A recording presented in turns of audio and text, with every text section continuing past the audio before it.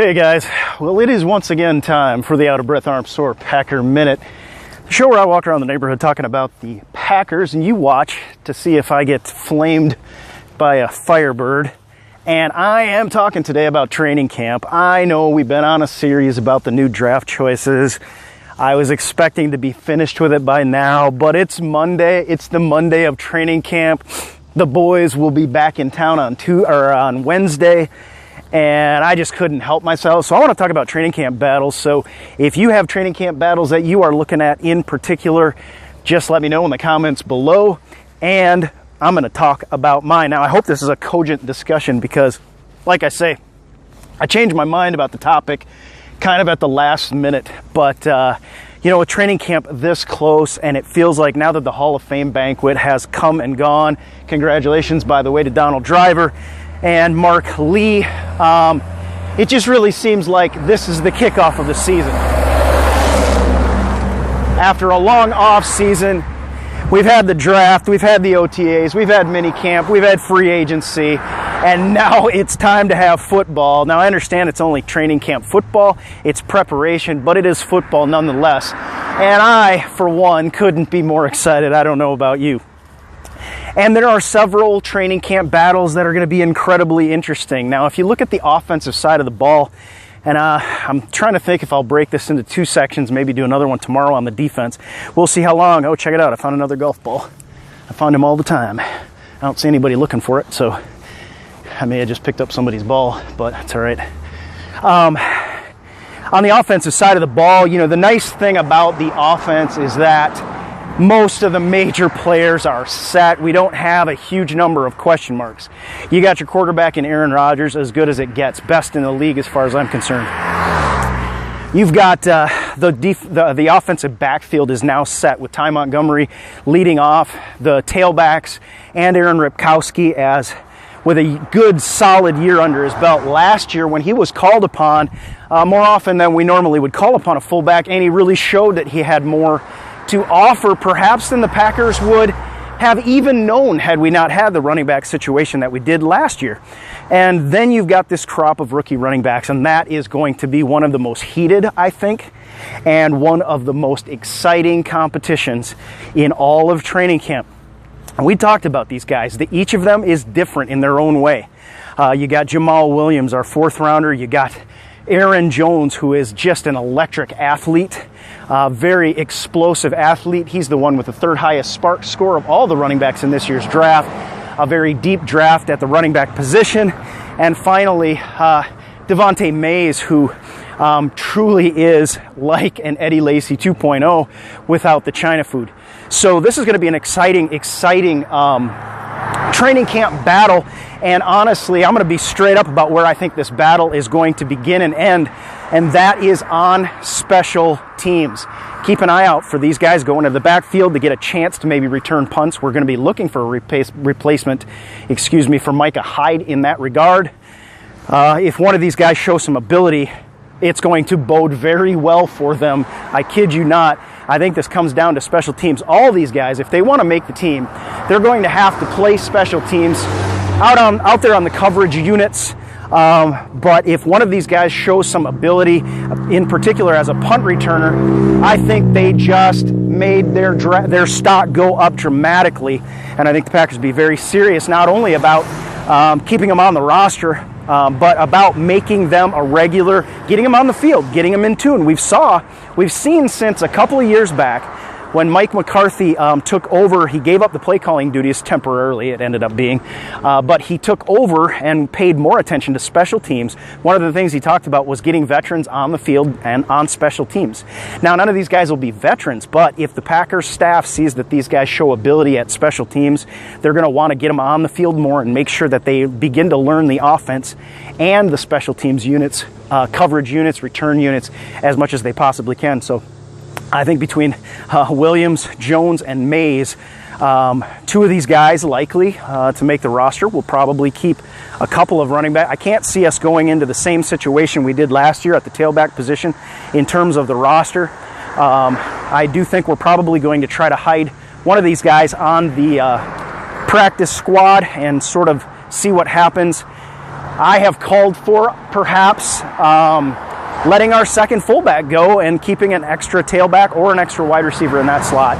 And that, of course, is the perfect segue to another training camp battle that is going to be really exciting and electric, I think. Some great athletes involved, recent draft picks from this year, draft picks from the year before, the wide receiver position. And the wide receiver position is interesting, to say the least, and I think probably the best descriptive term I can use for it is logjam.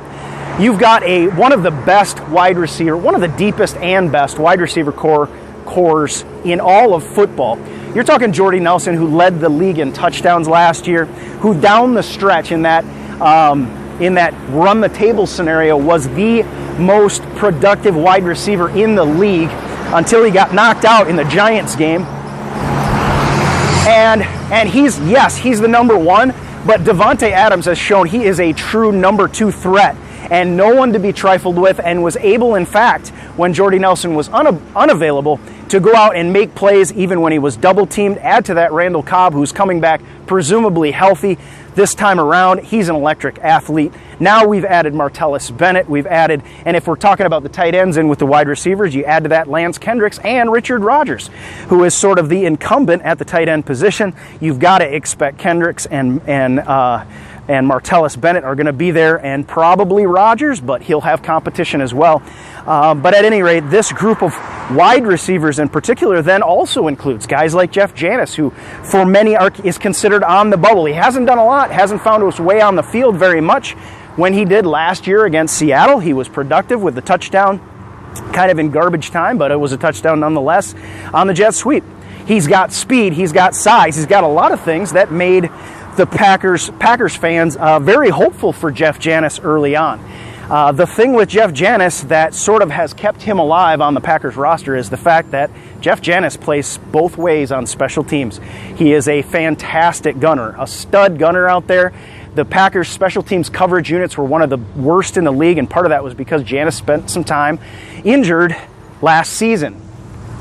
But he not only is a stud gunner, he also returns kicks for us, which is something with the exit of Micah Hyde in the punt game in particular, we're going to be looking for sure. We're going to need somebody to fill in. And with Ty Montgomery moving up to the full-time starting running back position, I can see this Packers coaching staff being very serious about Jeff Janis being the full-time kick returner for the team.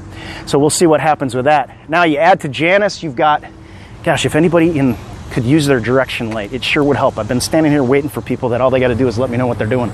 Anybody else get ticked off with that? All right, truck. Jeff Janis. Yeah, so Jeff Janis, kind of on the bubble, hasn't been really a productive playmaker as a wide receiver. And on the flip side of that, you've got guys like Geronimo Allison, who have been quite productive and did do quite a bit at the wide receiver position when the Packers needed them last year. And you saw a lot of trust between Aaron Rodgers and Geronimo Allison, and we all know how important it is, that trust factor for maintaining a spot on the Packers roster at the wide receiver position, absolutely critical. This is something that guys like Trevor Davis have not showed. Trevor Davis is a speed burner, light, fast, but really has done very little other than draw an early pass interference call that brought us down to about the 2-yard line in the game against the, don't remember who. But other than that, he really hasn't done much. But this is a guy the Packers were high on. They looked like they were trying to add some speed at the perimeter, where, you know, your Jordy Nelsons, your Davante Adams, who can kind of do it all. But Trevor Davis is sort of a one-trick pony in the sense that, you know, he's your go guy on the outside, and he has elite speed. So he, to my mind, is also on the bubble right now. And the reason for that being the same reason, I mean, we brought in a lot of running backs. We brought in 2 more wide receivers for Aaron Rodgers. Ted Thompson keeps filling his treasure chest with toys. And D'Angelo Yancey and Malachi Dupree are 2 fairly interesting prospects. And I think I've mentioned before, Dupree during mini camp and OTAs has been reportedly dropping some balls, which is not going to bode well for him, and it's not going to make Aaron Rodgers happy with him if it happens anymore. Malachi Dupree, on the other hand, has been drawing accolades and been very successful so far. I got to get off the road here in the preseason or the mini camp and OTAs. So we'll see how that pans out. But I do think that is going to be a critical factor. I think Yancey bounces back. I think both of these guys challenge Jeff Janis and in particular Trevor Davis. Now there's one last guy that is often forgotten in Packer Nation, but that's Max McCaffrey. This is a guy he's light, 190-ish, something around there. But he is fast with an unofficial 4.36 40 time. Christian McCaffrey's other brother. This is a guy who hung out on the practice squad, so he's going to know what he's doing out there. He's not going to be wide-eyed. It's not going to be new to him. I think Max McCaffrey can actually challenge for a spot on this roster. And in particular, again, if you're looking at a guy who shows that he can do something special or at least contribute on special teams. I think Max McCaffrey showing something on special teams is absolutely critical for him. I do believe he has some capability there. We'll see if he's able to prove me right on that.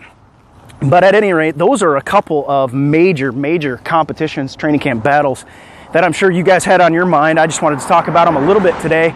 And by we'll see how many. The decisions now have to be made in terms of how many players to keep at each position.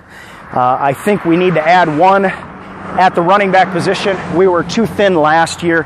I think, the linebacker position is another one. We've got about 15 guys that are hanging around right now, but we only have a handful of guys. We got your Vince Beagle in there, your Kyler Fackrell as a second-year guy, but we'll talk about that probably tomorrow. So, well, that for the offense, there are other things we could certainly talk about, and one of them is the offensive line. So I'm sure we'll be talking about that. We brought in Kofi Amicha, and I do think he's going to get in there, be a rotational guy. He looks to me to be a bit of a project, sort of a raw talent, and I think with the Packers coaching staff, he could be a player as well. And we know that we have, from time to time, we have had to lean on guys like Don Barkley, who the coaching staff continues to support because of his versatility. But the fact of the matter is, it'd be nice to be able to put him in. We've got Jason Spriggs who can play either tackle spot.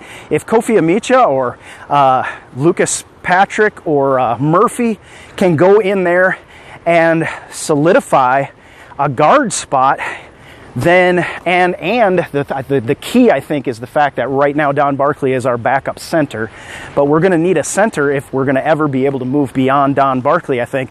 But if a guy like Kofi Amicha can show some ability in that regard, I think this guy's got a chance. So that is another training camp battle that really isn't as much of a battle, because the starters are there, but we have in the past, when we've lost starters, we've seen Don Barkley go in and have to get replaced by guys like Jason Spriggs. Week 12 last season against the Eagles, TJ Lang was out. We had to put in Jason Spriggs, and he is not a prototypical guard by any stretch of the imagination. But he frankly played a better game than Don Barkley and has had to replace him in the past. And we don't see any arrow pointing up in any regard that I see with Don Barkley. I just see basically a guy who can play every spot. He can play both sides. He can play the center position. And that does have its share of value. But an upgrade, I think, is in order at the backup position on our offensive line, because we're just one play away.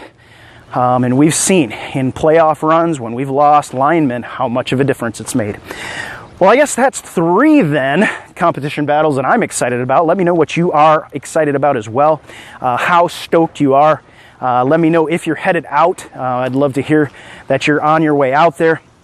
And of course, come Thursday when the practices begin, we will start having some information coming through. The Twitter feed is always interesting this time of year. We'll be reporting on that. Of course, we'll get hopefully some press conference and locker room interviews, which are just absolute gold this time of year. And this training camp is going to go fast, folks. It is almost August. I can't believe it. And as soon as August rolls around, it's time for football. So I hope you have a great day. I hope you enjoyed your weekend. We're back at it Monday. I'll be here with you again tomorrow for another Out of Breath Armstar Packer Minute. And we'll talk to you then. Go Pack.